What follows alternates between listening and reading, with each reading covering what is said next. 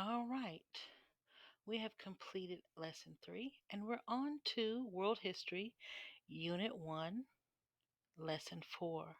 This is recording 4.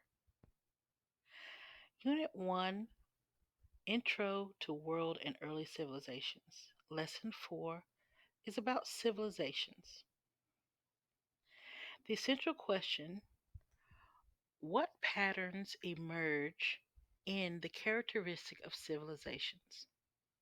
Our agenda for today and our goal statement: I can identify the different traits that make up a civilization.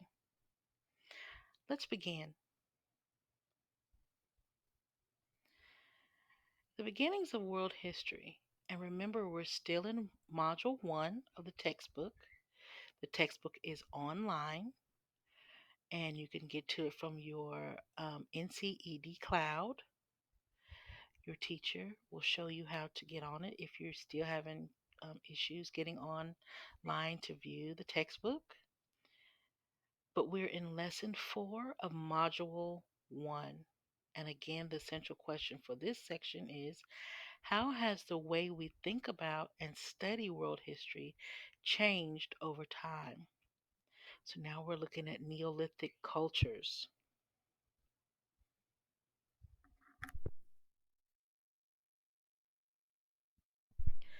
Early cultures did not form advanced civilizations. Early cultures that did not form advanced civilizations have contributed greatly to our understanding of the past. Pre civilization cultures include cultures like Jericho, and you may have read about Jericho in historical texts such as the Bible or the Torah or the Quran. Jericho is a city located in the modern day West Bank near Jordan River. And the townspeople built probably the first walled city or town in existence at that time. And the wall is evidence of an engineering skill. And it was planning and leadership that had to take place in order to build this wall. The evidence of agriculture and trade uh, are there, but not a civilization. And we're going to talk about those traits of a civilization that may be missing from Jericho. Excavations. Excavations is an important vocabulary word, and the definition is sites dug by archaeologists. Sites dug by archaeologists are excavations. And you see in that word, X means out, to take out. Sites dug by archaeologists. And it revealed information about the people and the culture. And if I'm going too fast, feel free to pause the videos and the PowerPoint and take your notes. I'm encouraging you to use your Cornell notes structure in order to take your notes in order to help you with future assessments or tests.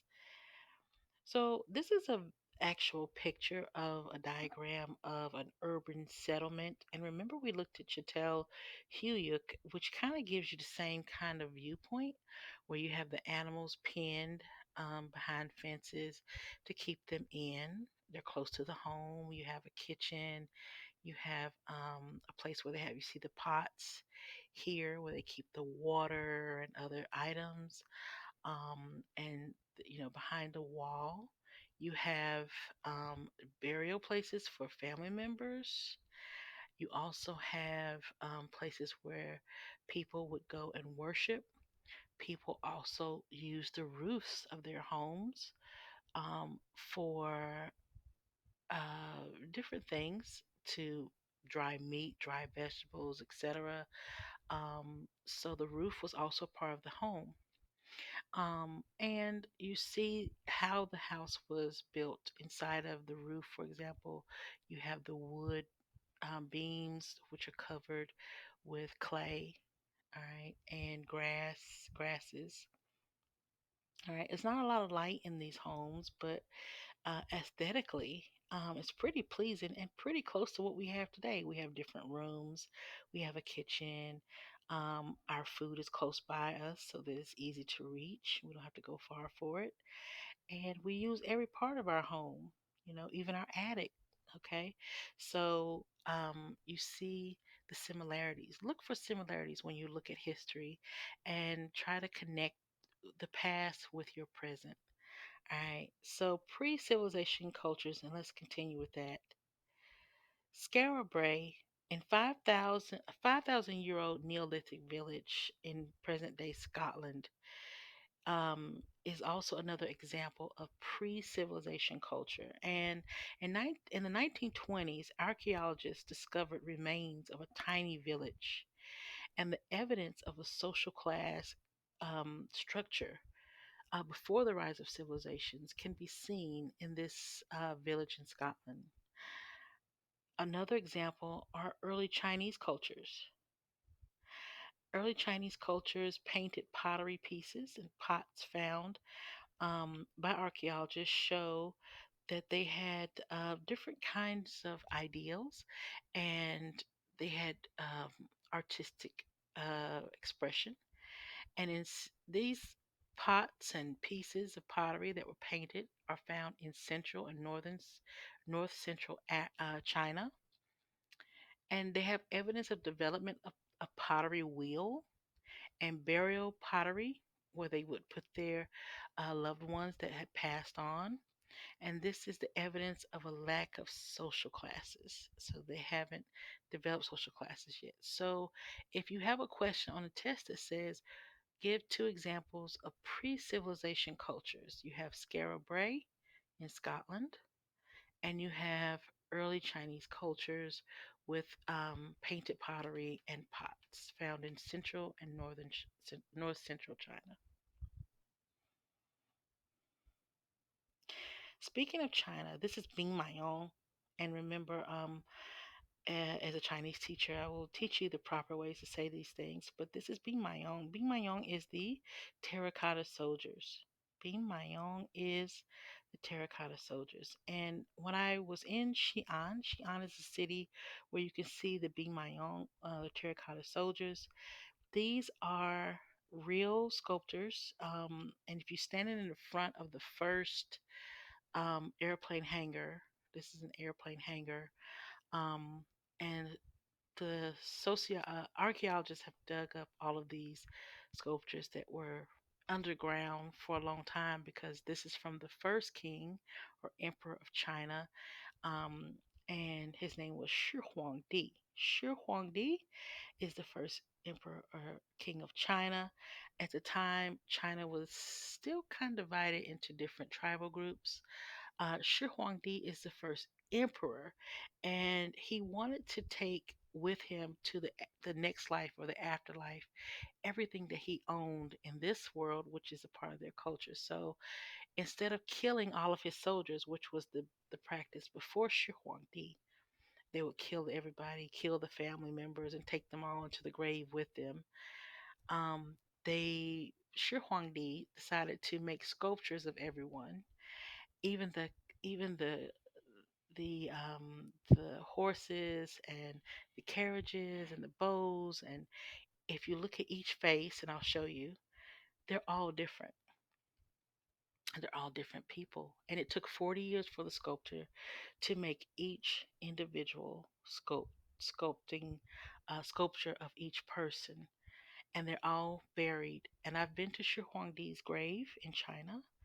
And if you go to Shi Huangdi's grave, you can see the mounds where his grave is, and you also see the Bimayong, which is the terracotta soldiers. Another example of Neolithic cultures that left their mark are the Stonehenge.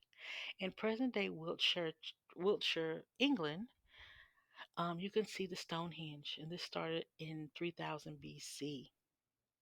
They built this in stages over a period of 1500 years. Interpreting the Stonehenge has been very interesting. They may have built it to align with the summer and winter solstice. Researchers concluded it may have been a place of healing. CT scanning revealed that remains of high status women suggest that some equality among high status men and women may have been present during this time in history in this area of the world. Superhenge. In 2015, researchers discovered large stone monuments underground, built 2 miles from Stonehenge about 5,000 years ago. And they may change the existing theories about Stonehenge, but those are left to be seen. Scientists are still studying, and this is why history is so interesting because as scientists get more information, they're able to add this information to the current knowledge. This is a picture of Stonehenge, and you see it's kind of rocks in a circular motion. What patterns emerge in the characteristics of civilizations? This is an essential question. For Module 1, Unit 1, Lesson 4, you can write down this essential question. What patterns emerge in the characteristics of civilizations? Your important vocabulary: excavation, perspective. And I added the word perspective because this is important in history, and characteristics of a civilization.